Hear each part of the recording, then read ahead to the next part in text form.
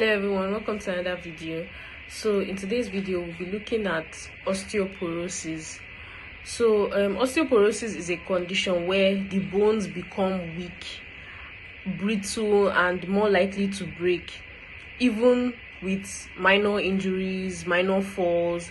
And this happens when the body loses too much bone or makes too little bone, or both, and the bones become porous. That is, they start to fill with holes and they become fragile.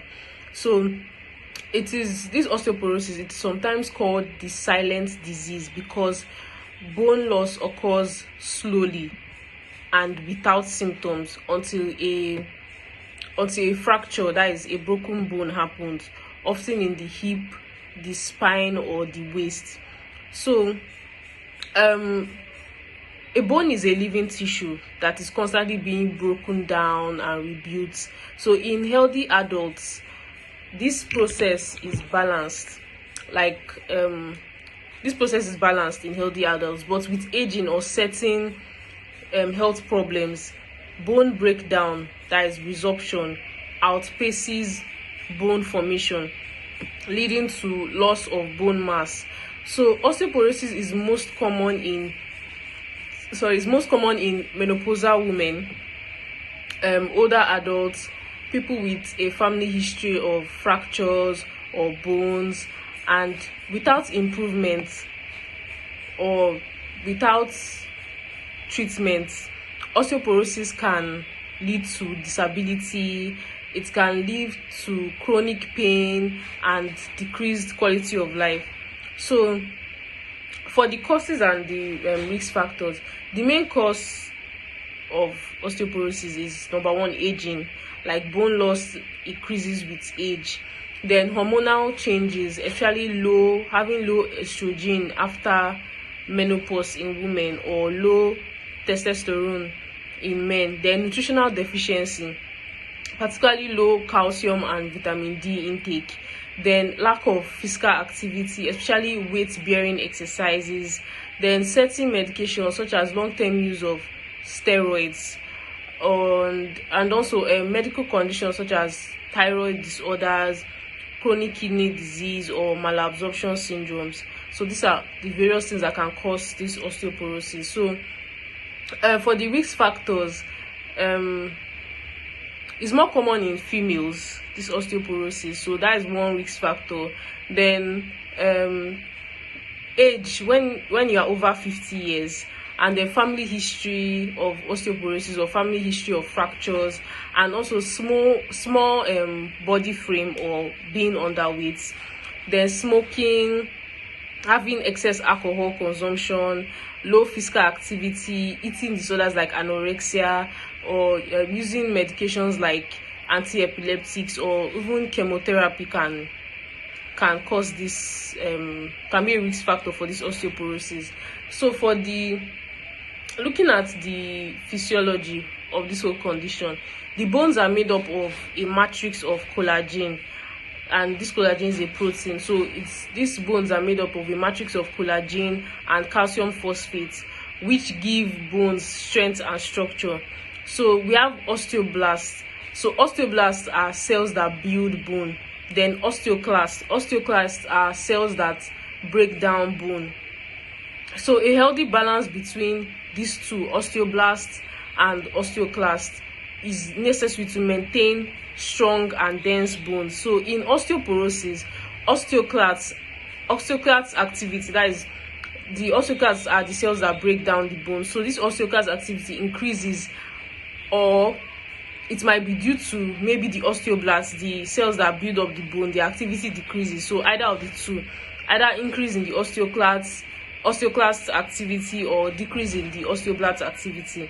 Then also in osteoporosis, bones become less dense and more fragile due to either of these reasons. And the most affected areas are the hips, the spine, the waist, and the ribs. So for the symptoms,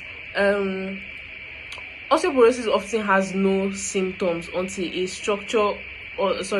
fracture occurs. But early warning signs may include having back pain, from fractured or collapsed vertebrae, then loss of height over time, having a stooped posture, like as if you have a hunchback, then having easily broken bones even with small simple falls, or even when you are just bending or lifting something up. So your bone breaking easily due to this is also like a cause for concern. So other symptoms for osteoporosis, we have okay, I already mentioned hunchback, stooped posture. So for the diagnosis, it's usually diagnosed using bone mineral density testing. That's the first way it is diagnosed. So usually it's done with a test called a dual energy X-ray scan, which is commonly called a bone scan. So it measures the bone strength, especially in the spine and the hips, and then blood tests too are done to check for calcium, vitamin D, thyroid function. So to check for all these things, and certain markers that show bone turnover.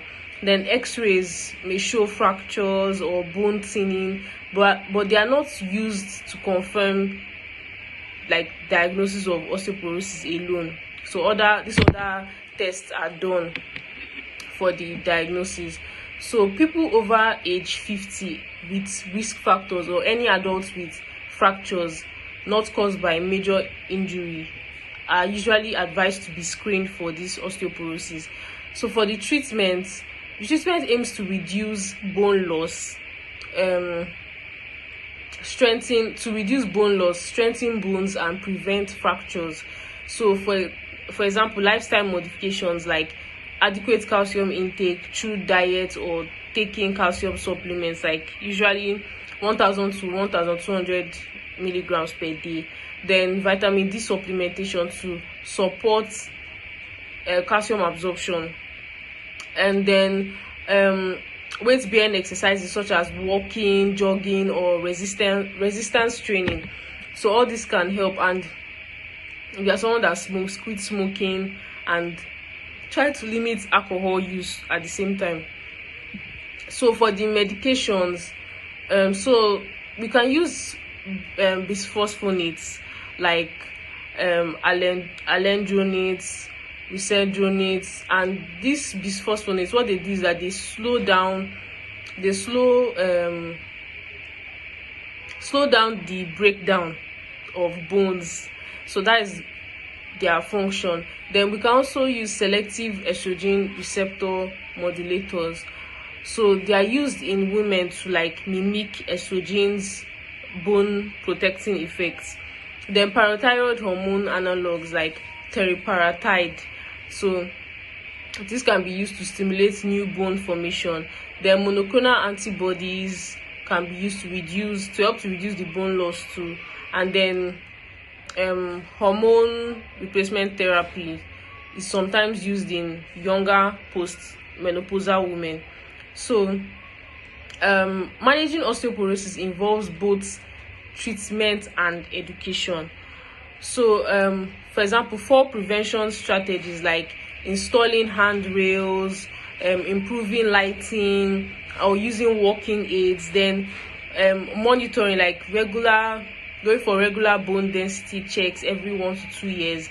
Then also patient education on the proper diets that they should take, like having a diet where you have more consumption of calcium. Then medication use, they have to understand the medication they are taking and the reason for the medication they are taking.